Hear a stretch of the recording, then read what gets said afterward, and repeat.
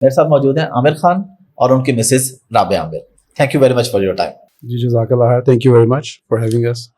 سب سے پہلے بنتا تو لیڈیز فرسٹ ہے, آپ سے ہی پوچھیں گے جی جی کہ جب آپ آئے پاکستان میں اور آپ وائرل ہوئے سنا تو لوگوں نے آپ کو مفتی تقی لاہوری بنا دیا. جی جی تو آپ واقعی مفتی ہیں یا آپ تقی ہیں؟ آپ کا کیا نام ہے, کیا سلسلہ ہے عامر خان کے علاوہ؟ آپ اصل نام تو آپ کا عامر خان ہے. جی جی بالکل, اصل نام میرا عامر خان ہے, لیکن مفتی تقی بڑا زبردست ٹائٹل ہے. مفتی بھی اور تقی اوبیسلی نیک, تو ویلکم ڈیٹ کہ مجھے لوگوں نے کہا, تو میں کہا اچھی بات ہے, کیونکہ مفتی بننا خواب ہے میرا, گول ہے بڑے عرصے سے. تو الحمدللہ میں پچھلے 15-20 سال سے پڑھ رہا ہوں دین کو.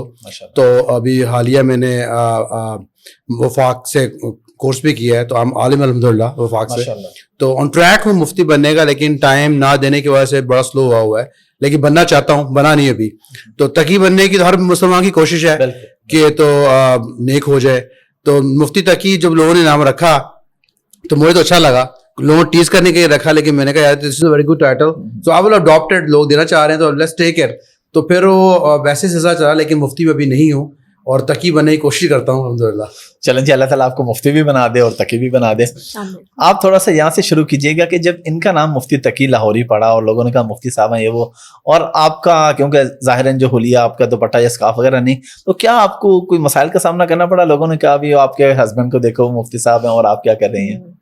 نہیں, مجھے کسی مسائل کا سامنا نہیں کرنا پڑا. انفیکٹ کہ مجھے اچھا لگا, اگر کوئی نے اتنا نیک نام دے گا تو کون سی بیوی ہے جو کہے گی کہ نہیں ایسا نہیں ہونا چاہیے. ہر بیوی کا شوق ہے کہ اس کا خاوند نیک ہو, تو کیونکہ اگر آپ کا پارٹنر نیک ہوگا تو آپ کو جنت میں بھی لے کے جائے گا. تو میں تو خوش تھی, چلو ماشاءاللہ اس نے اچھا نام دیا گیا. ماشاءاللہ. اور بچے کتنے ہیں آپ کے؟ میرے ماشاءاللہ سے 4 بچے ہیں. اور کیا کرتے ہیں وہ ابھی؟ میرے بچے ماشاءاللہ حفظ کر رہے ہیں. چاروں بچے؟ جی الحمدللہ. ماشاءاللہ. کیا ایجز ہیں ان کے؟ بیٹی ماشاءاللہ 12 سال کی ہے, پھر بیٹا 10 سال کا, پھر ایک بیٹا 8 سال کا اور ایک بیٹا 5 سال کا. تو یہ حفظ کرنے کا آپ کو, چاروں بچوں کا حفظ, یہ کیا کس کا پلان تھا, آپ کا تھا یا ان کا تھا؟ شوق تو مجھے تھا, لیکن جب میں ڈسکس کرتی تھی تو پھر انہیں بھی تھا کہ, کیونکہ مجھے یہ تھا کہ میرے خاوند ماشاءاللہ سے بہت نیک ہیں, اور یہ آج کی بات نہیں, جب سے میری شادی ہوئی ہے تو ماشاءاللہ نیک ہیں. تو مجھے شوق تھا کہ میرے خاوند نیک ہیں تو اللہ تعالیٰ مجھے بیٹے دے گا تو میں حافظ بناؤں گی. تو اللہ نے بیٹا دیا, کیونکہ مسجد جاتے تھے تو پھر مجھے تھا کہ میرا بیٹا نیک ہوگا تو باپ کے ساتھ مسجد جائے گا. پھر اللہ نے ایک اور دے دیا, میں نے کہا میرے دونوں بچے جائیں گے. پھر ماشاءاللہ اللہ نے ایک اور بیٹا دے دیا, تو 3 بچے تھے. تو پھر مجھے تھا کہ یہ مسجد جاتے ہیں اور خدا نہ خاصہ میرے بچے اگر خراب ہو گئے امریکہ میں رہ کے یا برے ہو گئے تو یہ تو اچھی بات نہیں ہوگی کہ خاوند جو باپ ہے مسجد جا رہا ہے اور بچے کلب جا رہے ہیں. تو میں کہہ رہی انشاءاللہ میں نیک بناؤں گی تاکہ باپ کے ساتھ مسجد جا سکے.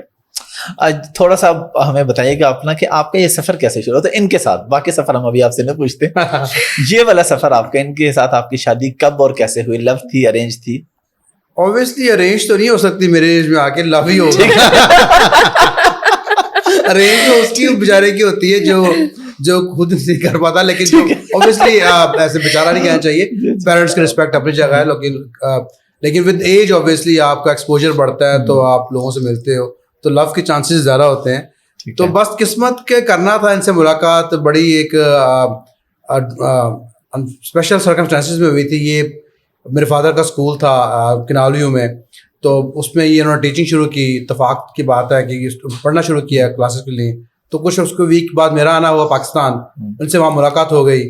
تو بس اس ملاقات سے کام ٹریگر ہو گیا, اور میرے 3rd وائف تھیں اس ٹائم پہ, ان سے میرے ڈیورس کا معاملہ چل رہا تھا. تو اوبیسلی ان کے ڈیورس کے بعد میں نے ان کو پرپوز کیا. تو بس یعنی آپ کے پاس پڑھ رہی تھی, آپ سے کلاسز لے رہی تھی؟ جی کلاسز لے رہی تھی, کلاسز لے رہی تھی اپنی اس ٹائم پہ کچھ. تو مجھے وہاں پر لکیلی کہہ لیں ابو کا اسکول تھا, تو ان کو ٹیچر چاہیے تھا کمپیوٹر کا ایک, تو وہ مل نہیں تھا رہا انہیں کوئی. تو انہوں نے بولا کہ تم یہاں پہ ہو 2 ماہ, تو یار تم یہ کلاس ہی لے لو دراصل, کچھ بیسک چیزیں کرنی ہیں. میں کہا 10 فائن. تو بس وہ کلاس میں اسٹوڈنٹ تھی, باقی اسٹوڈنٹ کے ساتھ میں ٹیچر تھا. تو بس الحمدللہ اتنی اچھی لگی, کچھ تو پسند آئی, تو وہاں سے معاملہ شروع ہو گیا. تو آپ کے والد صاحب نے اس کے بعد تو نہیں آپ کو کلاسز لینے دی؟ نہیں, اس کے بعد میں نے نہیں لینے دی. تو بس وہ ایسے ہی کوئی ایسا ارینج سیٹ اپ نہیں تھا, بس ملی, اچھی لگی. تو میں نے سوچا کہ اتفاق سے ملاقات ہوئی ہے, اور جو ہے آتے ہیں ان کو اچھی لگ رہی ہے مجھے, اور اچھی لگ رہی ہے سب کو, ایوری تھنگ واز گڈ. تو بس وہاں سے پیار کی محبت کی اسٹوری شروع ہوئی. تو پھر کتنی دیر میں نکاح کر لیا آپ لوگوں نے, یعنی ان کو دیکھنے یا ملنے کے بعد کتنے عرصے بعد آپ نے شادی کی؟ کوئی 4-5 ماہ بعد.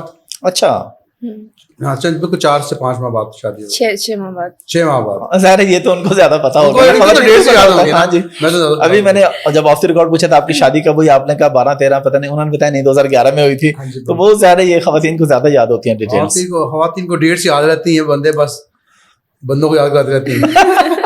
अच्छा, जब इन्होंने आपको प्रपोज किया और इन्होंने आपको बताया कि इस तरह मेरे पहले 3 मामलात हैं जो खत्म हो चुके हैं और इस तरह पूरी डिटेल बताइए, आपको बाद में पता चला? नहीं, मुझे इन्होंने पहले बताया और इनसे शादी करने की भी यही रीज़न थी कि एक तो इंसान अच्छा और दूसरा प्लस के सच पहले बोल रहे हैं, क्योंकि मैंने इनकी तीनों वाइफ्स मैंने देखी नहीं थी।